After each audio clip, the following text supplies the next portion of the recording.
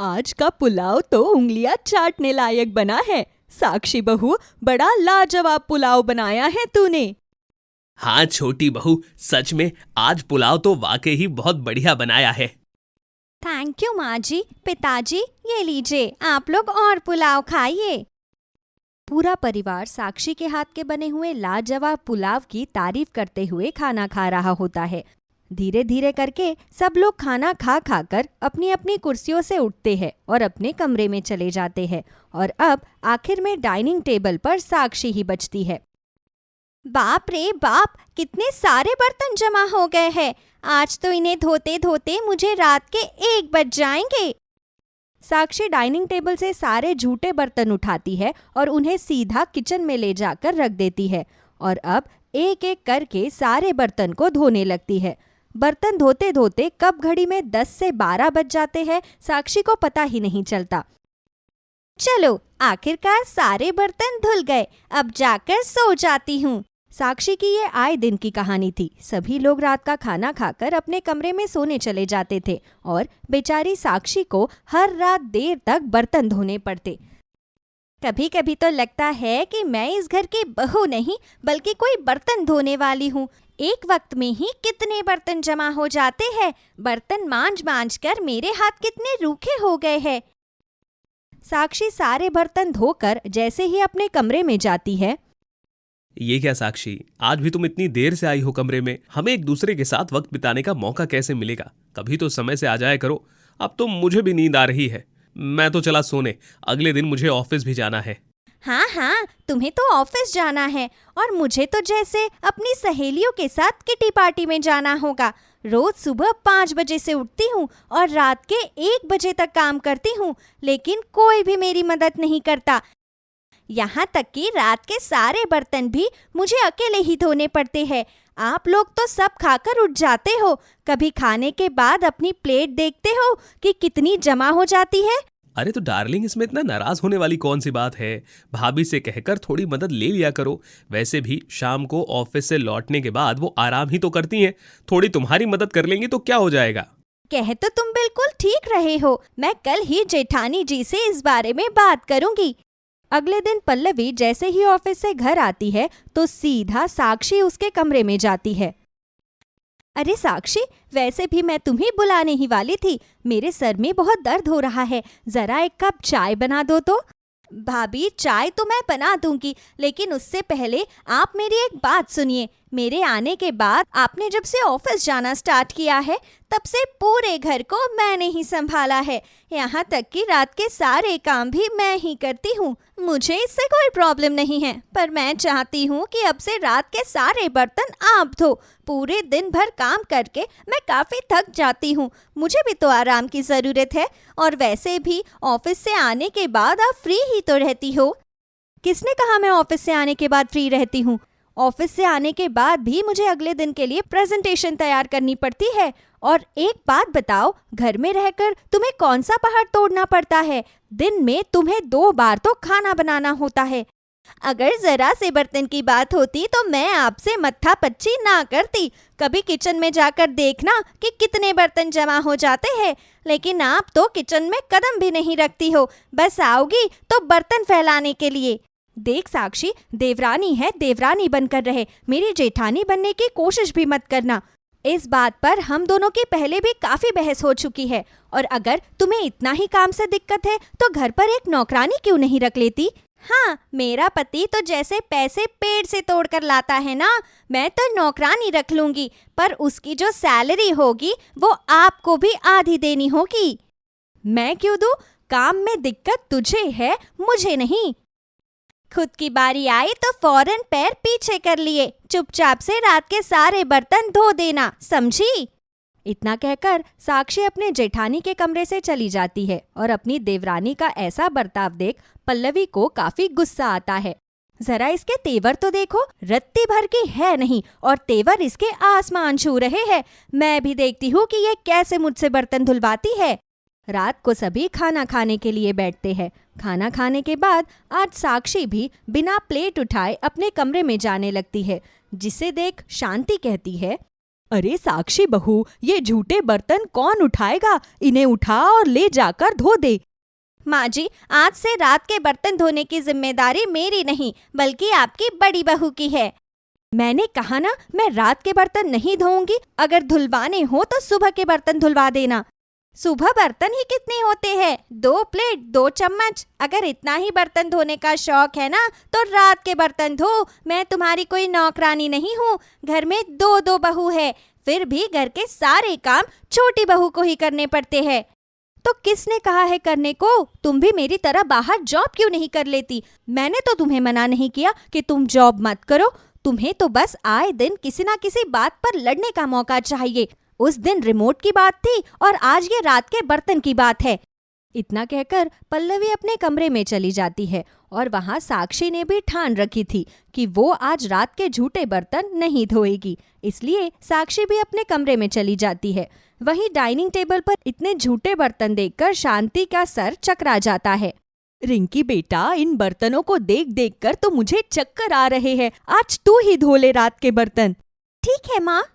अपनी दोनों भाभीयों के होने के बावजूद भी बेचारी नंद रिंकी को ही आज रात के सारे बर्तन धोने पड़ते हैं। लेकिन अब ये रोज की बात बन चुकी थी। दोनों देवरानी जेठानी अपनी जिद में रात में बर्तनों को हाथ तक नहीं लगाती, जिसके चलते बाहर रोज रिंकी को रात में अपनी पढ़ाई छोड़कर बर्तन धोने पड़ते।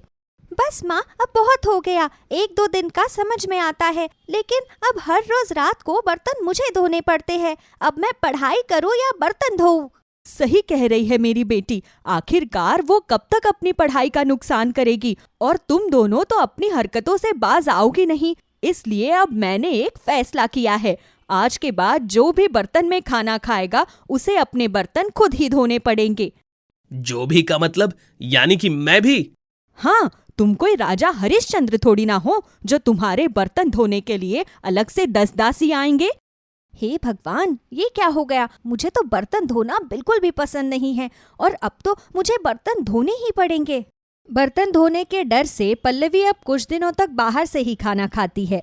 उसके चलते पल्लवी घर के बर्तन को गंदा नहीं करती, लेकिन रोज रोज बाहर का खाना खाने की वजह से अब धीरे धीरे पल्लवी की तबीयत खराब होने लगती है। मेरा पेट! आज फिर से लूज मोशन लग गए। रोज रोज बाहर का तला हुआ खाकर तो मेरे शरीर की हालत ही खराब हो गई है। लेकिन अगर घर पर खाना खाऊंगी तो मुझे अपने बर्तन खुद धोने पड़ेंगे। ऐसा क्या जुगाड़ करूं जिससे मैं घर पर खाना भी खा लूं और मुझे बर्तन भी ना धोने पड़े।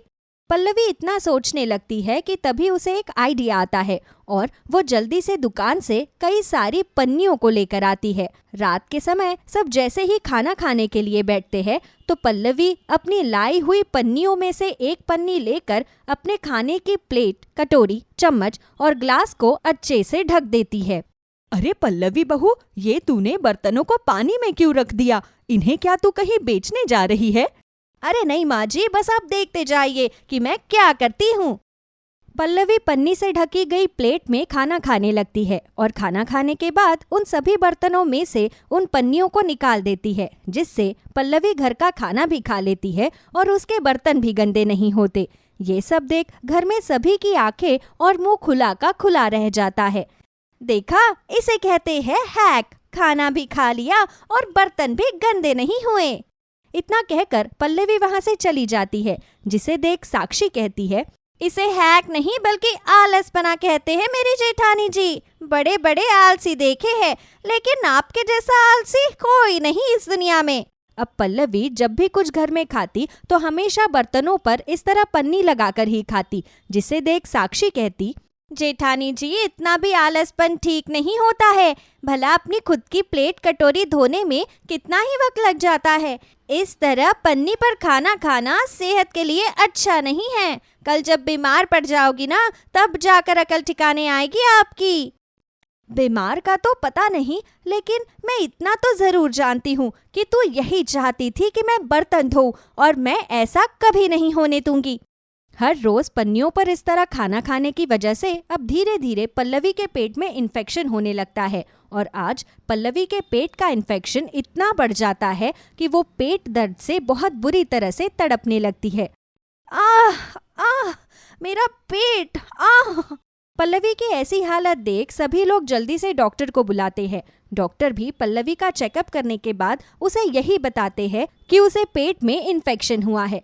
फिलहाल मैंने इन्हें कुछ दवाइयाँ दे दी है, इससे इन्हें जल्दी आराम मिल जाएगा। डॉक्टर के जाने के बाद शांति अपनी बड़ी बहू के पास जाकर बैठ जाती है। तू तो कुछ ज्यादा बाहर का खाती भी नहीं है, तो तुझे इन्फेक्शन कैसे हुआ? ये क्या बदतमीजी है? तेरी जेठानी दर्द से तड़प रही है और तू है कि दांत फाड़ रही है। मैं आपसे कहती थी ना, ये मुझे बिल्कुल भी पसंद नहीं करती है। मेरी ऐसी हालत पर भी मुझ पर कैसे हंस रही है, देखा आपने? अब हंसू नहीं तो और क्या करूं? मैंने तो आपसे पहले ही कहा था कि इस तरह पन्नियों में खाना खाना बंद कर दीजिए, लेकिन आपको ही ज्यादा हैक की पड़ी थी। साक्षी की बात सुन अब सभी लोग पल्लवी की तरफ देखने लगते हैं। ये तो बिल्कुल सही कह रही है साक्षी बहू, इतना भी आलसपन ठीक नहीं है। अपनी ऐसी हालत देख पल्लवी की अकल ठिकाने आ जाती है, जिसके बाद अब पल्लवी हमेशा अपने खाए हुए बर्तनों को खुद ही धोती है, जिससे सबसे ज्यादा खुश उसकी जेठानी साक्षी ही होती है। बर्तन धोने की गाथा तो यहीं खत्म हो गई, लेकिन इस चिड़ियाघर जैसे परिवार में अब कौन सा भूचाल आएगा, इसे जानने के लिए बने रहिए हमारे साथ। हर दिन की तरह आज इस परिवार की सुबह लड़ाई, बहस या किसी नोकझोंक से नहीं होती, बल्कि सभी लोगों का मूड काफी अच्छा होता है। और आज तो जॉब पर जाने वाली पल्लवी भी अपनी देवरानी के साथ मिलकर घर में सभी के लिए नाश्ता बनाती है। सुनिए जी, आज सूरज कहाँ से निकला है? जहाँ से रोज निकलता है भाग्यवान। क्यों, क्या हुआ? वो आज हमारी साक्षात बड़ी बहू ने इतने समय बाद हम सबके लिए नाश्ता बनाया है ना, इसलिए पूछ रही हूँ। वैसे बहू, तेरी तबीयत तो ठीक है ना, या डॉक्टर को बुलाऊं? कहीं तुझे तेज बुखार तो नहीं चढ़ गया? देखा, बस इसीलिए मैं कभी खाना नहीं बनाती। बनाऊं तो प्रॉब्लम, ना बनाऊं तो प्रॉब्लम। आखिर मैं करूँ तो क्या करूँ? अरे पल्लवी, माँ तो बस तुम्हारी टांग खींच रही है। वैसे कुछ भी कहो, पल्लवी बहू के हाथ जैसा पोहा तो पूरी दुनिया में कोई नहीं बना सकता। अच्छा, तो जब मैं पोहा बनाती हूँ तब क्यों उंगलियां चाटने के साथ साथ कढ़ाई भी चाट जाते हो? आज के बाद जब भी पोहा खाने का मन हो ना, तो अपनी पल्लवी बहू को कहना, ना कि मेरे आगे पीछे घूमते रहना। ये कहकर कि प्लीज शांति पोहा बना दो ना।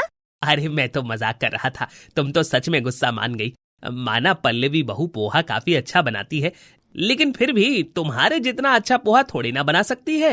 बस बस रहने दो, ये मक्खन जाकर किसी और को लगाओ। मेरे पराठों पर पहले से ही काफी मक्खन लगा हुआ है, मुझे और मक्खन की कोई जरूरत नहीं। शांति की बात सुन सभी लोग हंसने लगते हैं और ऐसी छोटी मोटी नोकझोंक के साथ सभी लोग नाश्ता कर रहे होते हैं। तभी पल्लवी का बेटा मोनू और साक्षी का बेटा सोनू लड़ते हुए अपनी माँ के पास आते हैं। माँ, सोनू को समझा दो, आज मुझे टीवी पर डोरेमोन देखना है, लेकिन ये सोनू है कि छोटा भीम लगाकर बैठा हुआ है। हाँ माँ, क्योंकि छोटा भीम मुझको देखना है। माँ, आपको पता है कल पूरे दिन मोनू ने डोरेमोन देखा है। मैंने इसे कुछ भी नहीं कहा, लेकिन आज जब मैं छोटा भीम देखने लगा तो इसने मुझसे रिमोट छीन कर रख लिया। मोनू, ये क्या बदतमीजी है? ये रिमोट तुम खरीद कर लेकर नहीं आए हो, जो तुमने इसे अपने पास रख लिया है। चुपचाप से रिमोट सोनू को दो। क्यों दे मेरा बेटा रिमोट? जब इसका मन डोरेमोन देखने का है तो ये पहले डोरेमोन ही देखेगा, उसके बाद सोनू छोटा भीम देख लेगा। ऐसा कैसे? मैं भी देखती हूँ कि कैसे ये डोरेमोन देखता है। इतना कहकर साक्षी मोनू के हाथ से जबरदस्ती टीवी का रिमोट छीनने लगती है, जिसे देख पल्लवी भी मोनू के हाथ से टीवी का रिमोट लेने लगती है। इस छीना झपटी में बेचारे दोनों बच्चे जमीन पर गिर जाते हैं, लेकिन दोनों देवरानी जेठानी उस रिमोट को नहीं छोड़ती, मानो जैसे ये रिमोट ना होकर उनके लिए किसी प्रतियोगिता की ट्रॉफी हो गई हो, जो उनके लिए जीतना उनके जीवन का लक्ष्य है। अरे अरे, ये क्या कर रही हो तुम दोनों? बच्चों की तरह रिमोट को पकड़कर क्यों लड़ रही हो? छोड़ो। माँ जी, इस साक्षी की बच्ची को समझाइए कि ये रिमोट छोड़ दे। ये इसे अपने साथ दहेज में थोड़ी ना लेकर आई है। हाँ हाँ, तो तुम कौन सा इसे अपने साथ दहेज में लेकर आई हो? तो इसे छोड़ो, वरना मुझसे बुरा कोई नहीं होगा। तभी मैं सोचूं इस घर में इतनी शांति कैसे है, कोई कलेश क्यों नहीं हुआ अब तक? अरे निकम्मो, लड़ना था तो अपने कमरे में जाकर लड़ते ना, यहाँ आकर लड़ने की क्या जरूरत थी? खुद तो लड़े, अपनी माँ को भी आपस में लड़ा दिया। देवरानी जेठानी की टीवी के रिमोट को लेकर हो रही महाभारत को देख बेचारी शांति उठकर अपने कमरे में चली जाती है। वहीं मदन भी अपनी चाय का कप लेता है और न्यूज़पेपर पढ़ते हुए हॉल में चला जाता है। और दोनों देवरानी जेठानी के पति भी अब ऑफिस के लिए निकल जाते हैं। वहीं बच्चे भी अब पतली गली पकड़कर निकल जाते हैं और आंगन में जाकर बैट बॉल खेलने लगते हैं। लेकिन दोनों देवरानी जेठानी अभी भी रिमोट को पकड़े हुए एक दूसरे की तरफ खींच रही होती है। मैं कह रही हूँ साक्षी, छोड़ दे रिमोट को, वरना मुझसे बुरा कोई नहीं होगा। एक बात तो सही कही तुमने, तुमसे बुरा और कोई हो भी नहीं सकता। दोनों देवरानी जेठानी रिमोट को पकड़े हुए लड़ रही होती है कि तभी अचानक उनके हाथ से रिमोट छूटता है और सीधा जमीन पर जाकर गिरता है, जिसे देखते देखते रिमोट के 2 टुकड़े हो जाते हैं। हे भगवान, ये क्या किया तुमने? रिमोट तोड़ दिया। पड़ गया तुम्हारे मन को चैन। अगर चुपचाप से इसे मुझे दे देती तो कम से कम ये सही सलामत तो रहता। हाँ, रिमोट टूटने का सारा इल्जाम मुझ पर ही लगा दो, तुमने तो कुछ किया ही नहीं है ना। फिर वो रिमोट टूटने का इल्जाम एक दूसरे पर लगाकर दोनों बहाने बनाकर अपने अपने कमरे में चली जाती है। रिमोट टूट जाने की वजह से बेचारा घर का टीवी उदास होकर बैठा होता है, जिसे देख अब दोनों अलग अलग रिमोट की दुकान पर जाते हैं और वहां से रिमोट ले आते हैं। आखिरकार मैंने टीवी का रिमोट ले ही लिया। अब मैं आराम से बैठकर बिग बॉस देखूंगी और अपनी देवरानी को खूब जलाऊंगी। कितनी चालाक हूँ मैंने टीवी का रिमोट भी ले लिया और मेरी जेठानी को भनक भी नहीं लगी। अब तो मैं मस्त पूरा दिन टीवी देखूंगी।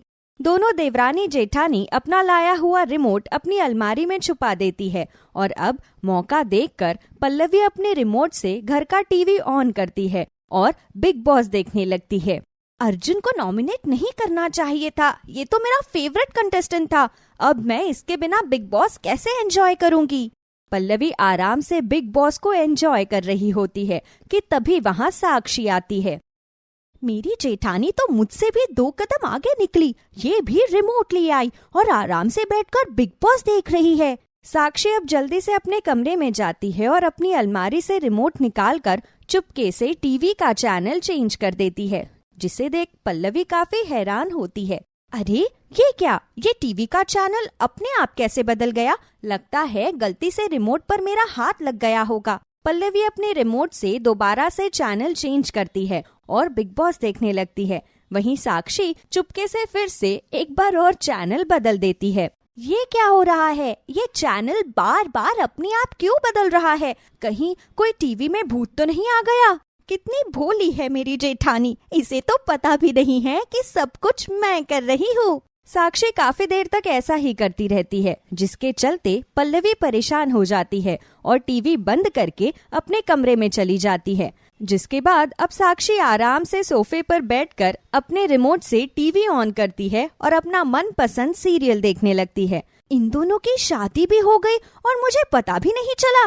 कितना अच्छा एपिसोड मुझसे मिस हो गया। ये सब मेरी खड़ूस जेठानी की वजह से हुआ है, लेकिन अब कोई बात नहीं, अब तो मैं आराम से अपना सीरियल देख सकती हूँ। साक्षी आराम से अपना सीरियल देखती है कि तभी टीवी की आवाज पल्लवी के कमरे तक जाने लगती है। टीवी तो मैं बंद करके आई थी और रिमोट भी मेरे ही पास है, तो ये टीवी कैसे चल रहा है? पल्लवी जैसे ही हॉल में जाती है तो देखती है कि उसकी देवरानी साक्षी सोफे पर आराम से बैठी हुई है और अपना सीरियल देख रही है और सामने बिल्कुल पल्लवी के रिमोट जैसा ही एक और रिमोट रखा हुआ है। ये देख पल्लवी सब कुछ समझ जाती है और चिल्लाते हुए अपनी देवरानी से कहती है, अच्छा तो ये सब तू कर रही थी?